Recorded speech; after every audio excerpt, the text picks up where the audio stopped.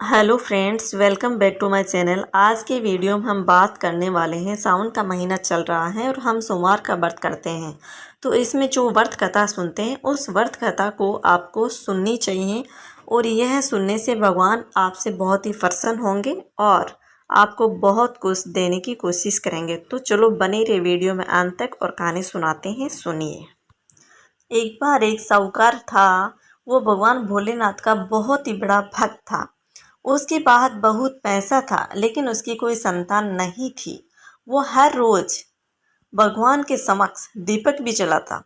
साहूकार की केवल यही इच्छा थी कि उसके घर संतान हो। साहूकार की भक्ति देखकर माँ पार्वती ने भोलेनाथ को कहा, आपका ये भक्ति करता है तो आप क्यों नहीं इसको संतान देते हो?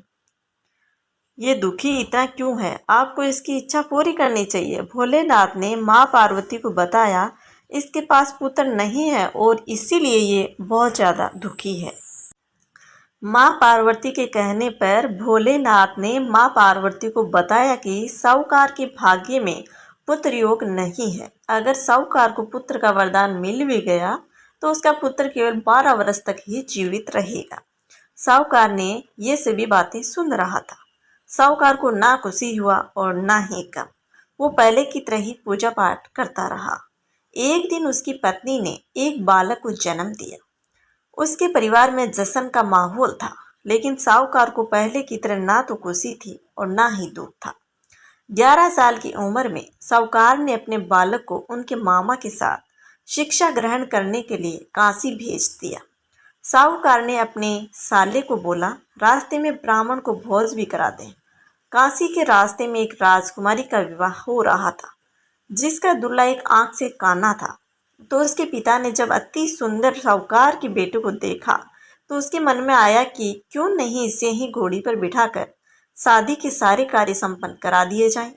जब विवाह संपन्न हो गया तो जाने से पहले साहूकार के बेटे ने राजकुमारी की चुंदरी के पल्ले पर लिखा कि मेरा विवाह तो मेरे साथ हुआ, लेकिन जिस राजकुमार के साथ भेजेंगे वह तो एक काका काना है। इसके बाद साहूकार का बेटा काशी पहुंच गया।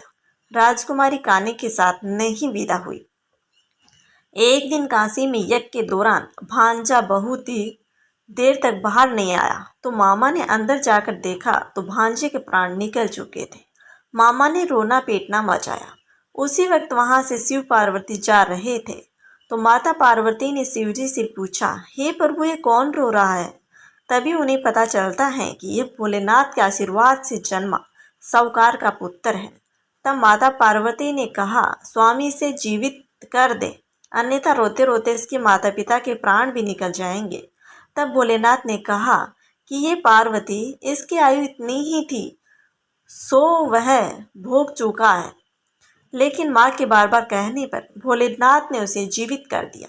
लड़का ओम नमः शिवाय करते हुए जी उठा और मामा भांजे दोनों ने ईश्वर को धन्यवाद दिया और अपनी नगरी की ओर लौटे।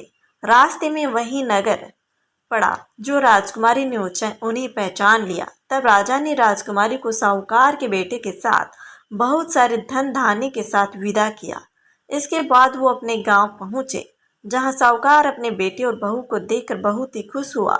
उसी रात साहूकार को सपने में शिवजी के दर्शन दिया और कहा कि तुम्हारे पूजन से मैं प्रसन्न हुआ। इसी प्रकार जो भी व्यक्ति इस कथा को पढ़ेगा या सुनेगा उसके समस्त दुख दूर हो जाएंगे और मनवांछित सभी कामनाओं की पूर्ति भी हो जाएगी। और लास्ट में ये कहानी सुनने के बाद आप गणेश जी की कहानी भी सुनना चाहिए। गणेश जी हर कामनाएं, हर मनोकामनाएं संपन्न करने वाले होते हैं। कोई भी काम करने से पहले गणेश जी साथ में होते हैं। और अपन कथा सुनते हैं, कोई भी फास्ट की कथा सुनते हैं तो उसके बाद भी गणेश जी की मूर्ति जरूर होती है। इसलिए आप इसके बाद में गणेश जी की कथा सुने, वो आपको गणेश जी की कथा नेक्स्ट वीडियो में मिलेगी। प्लीज़ वीडियो को लाइक एंड सब्सक्राइब जरूर करिएगा, क्योंकि हम ऐसे ही मोटिवेशनल और आपके काम की नॉलेजेबल कहानी आपके लिए लाते रहते हैं। और आज इतना ही, अगले वीडियो में मिलेंगे। तब तक पढ़ते रहिए, एंजॉय करते रहिए और अन्य लोगों के साथ शेयर भी करें ताकि वो भी इसका एंजॉय कर पाएँ। हर वीडियो में आपको कुछ न कुछ नया सीखने को ज़रूर मिलेगा।